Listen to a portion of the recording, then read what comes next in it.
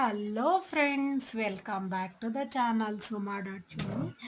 ನಾನು ತೆಗಿತಾ ಇದ್ದೀನಿ ಬೆಳಗಿನ ಸೂರ್ಯೋದಯದ ಸೂರ್ಯ ಒಂದು ಉದಯಿಸುವ ಕಾಲದ ಒಂದು ಬೆಳಗಿನ ಜಾವದ ಚಿನ್ನದ ವರ್ಣದ ಸೂರ್ಯನನ್ನು ಒಂದು ಚಿತ್ರೀಕರಿಸಿದ್ದೇನೆ ಸ್ನೇಹಿತರೆ.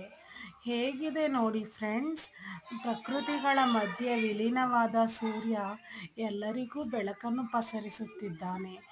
ಏನೆಂದರೆ ಸೂರ್ಯನು ಮೋಡದ ಮರೆಯಲ್ಲಿ ಕೊಂಚ ಮರೆಯಾದರೂ ಅವನ ಬೆಳಕು ಪ್ರಕಾಶಮಾನವಾಗಿ ಜಗತ್ತನ್ನು ವಿಜೃಂಭಿಸುತ್ತಿದೆ. ಏಕೆಂದರೆ ಅವನು ಸೂರ್ಯನಲ್ಲವೇ, ಬೆಂಕಿಯ ಉಂಡೆಯಲ್ಲವೇ. ಸೂರ್ಯ ಎಂದರೆ ಅವನಿಗೆ ತೇಜಸ್ಸು, ತಮಸ್ಸು, ವರ್ಚಸ್ಸು ಎಲ್ಲವೂ ಇರುತ್ತದೆ.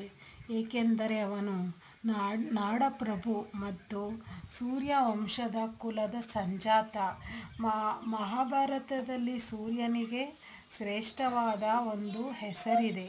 ಅವನ ಉತ್ತಮ ಸಾಧನೆಗೆ ಒಂದು ಫಲವಿದೆ, ಅವನ ಒಳ್ಳೆಯ ಕರ್ಮದ ಫಲವಿದೆ.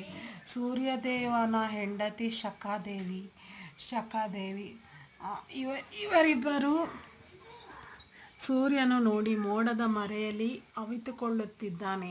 ಅವಿತುಕೊಂಡಾಗ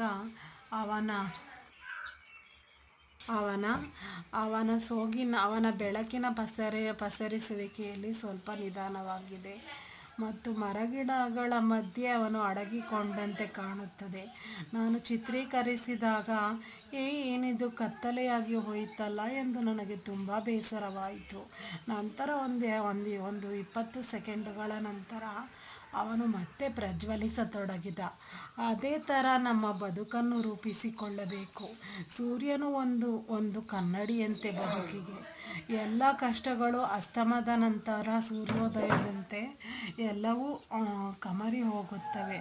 ನಮಗೆ ಕಷ್ಟಗಳು, ಕಾರ್ಪಣ್ಯಗಳು ಬಂದಾಗ ನಾವು ಸುಮ್ಮನೆ ಎದುರಿಸುವ ಒಂದು ಮನಸ್ಥಿತಿಯನ್ನು ಬೆಳೆಸಿಕೊಳ್ಳಬೇಕು.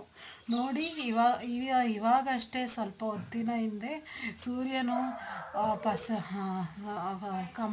ಮೋಡಗಳ ನಡುವೆ ಅವತ್ತಿದ್ದ, ಮತ್ತೆ ಅವನು ಮೋಡದಿಂದ ಹೊರಗೆ ಬರುತ್ತಿದ್ದಾನೆ. ಹಾಗೆಯೇ ಕಷ್ಟಗಳು ಕೂಡ ಆರ್ಭಟದಂತೆ ಪ್ರಜ್ವಲಿಸುತ್ತವೆ ಮತ್ತು ಅವು ನಮಗೆ ಕಾಣದಂತೆ ಮರೆಯಾಗಿ ಹೋಗುತ್ತವೆ.